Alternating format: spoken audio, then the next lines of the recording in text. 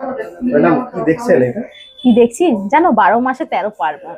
এই কথাটা কেন বললাম তারই ব্যাখ্যা করি চলো তোমাদের সাথে। আমাদের অভিনন্দন জুয়েলার্স নানা রকম স্কিম নিয়ে এসেছে।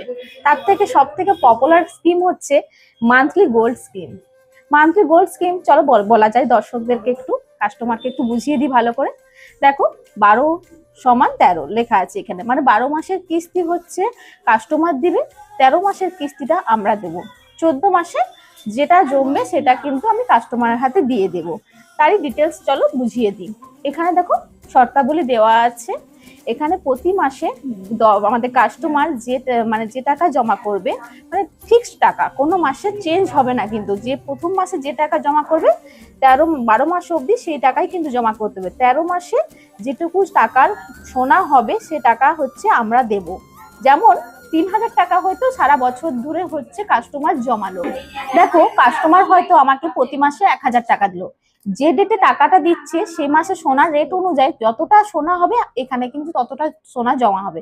সারা বছর দিয়ে এখানে হয়তো 3 গ্রাম সোনা জমলো, সেই 3 গ্রাম কিন্তু আমরা 13 মাসে কাস্টমারকে দিয়ে দিলাম। মানে 12 মাসে হয়তো 3 গ্রাম হলো, এবার 13 মাসে যে টাকাটা হবে সেটা বাবদ যেটুকু সোনাটা হবে সেটা সমেত যোগ করে সে টাকাটা, সেই সোনাটা কিন্তু আবার কাস্টমারকে দিয়ে দেবো।